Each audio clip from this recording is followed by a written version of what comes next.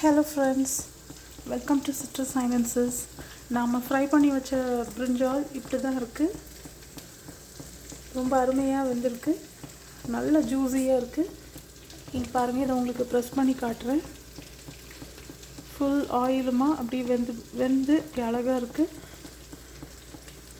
இங்கே உங்களுக்கு தெரியும். ஸோ இது வெறும் ரைஸ் கூட வச்சே நாம் என்ன பண்ணலாம், சாப்பிடலாம். இது ரொம்ப ஜூஸியாகவும் ரொம்ப எம்மியாகவும் இருக்குது. இந்த இது நம்ம அழகாக க்ராஸ் ஸ்லிட் பண்ணதுனால அழகாக அது மசாலாலாம் உள்ளே இறங்கி இதோட சைட்ஸை பார்த்தீங்களா, இப்படி தான் இருக்குது. ரொம்ப நல்லாயிருக்கு.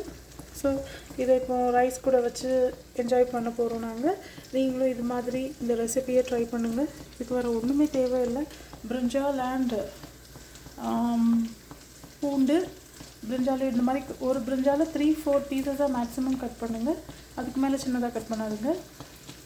கட் பண்ணிவிட்டு அதுக்கப்புறம் பூண்டு, சில்லி பவுடர், கொரியாண்டர் பவுடர். பூண்டு ஒரு 15 எடுத்துக்கோங்க. சில்லி பவுடர் ஒரு 3 டேபிள் ஸ்பூன், கொரியாண்டர் பவுடர் ஒரு 2 டேபிள் ஸ்பூன். இதை நல்லா கோட் பண்ணிவிட்டு நம்ம பொரிக்க வேண்டியதான். பாருங்கள் எவ்வளோ அழகாக இருக்குது. ஸோ இது தயிர் சோறு, லெமன் சோறு, அப்புறம் லெமன் ரைஸ், அப்புறம் சாம்பார், வேறு என்ன மாதிரி ரைஸ் கூடயும் இது செட் ஆகும்.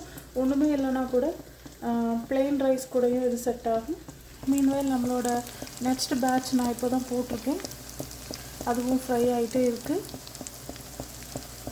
ஸோ இதுவும் இப்போ ரெடி ஆகிடும். ஸோ ஃப்ரெண்ட்ஸ், இதை கண்டிப்பாக ட்ரை பண்ணுங்கள். ஒரு ஈஸியான ரெசிபி தான் இது. ஒரு லேசி டேயில் எகெயின் குக் பண்ணுற ரெசிபி தான் இது. மொத்தமே இதுக்கு வந்து 1 hour தான் ஆகுது. இது ஏன்னா இது ஃப்ரை ஆகிறதுக்கு தான் கொஞ்சம் லேட் ஆகுது. ஏன்னா நம்ம பொறுமையாக இதை ஃப்ரை பண்ண வேண்டியதாக இருக்குது. அவசரப்பட்டோன்னா கரிஞ்சு போயிடும். ஸோ பொறுமையாக ஃப்ரை பண்ணுறதுனால தான் இதுக்கு கொஞ்சம் டைம் கன்சியூமிங். மற்றபடி எந்த வேறு இதுவுமே இதில் இல்லை. ரொம்ப மசாலாவும் சிம்பிள், ரொம்ப ஈஸியாக செஞ்சிடலாம்.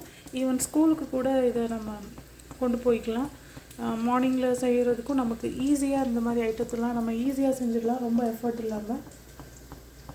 ஸோ கண்டிப்பாக ட்ரை பண்ணுங்கள் ஃப்ரெண்ட்ஸ்.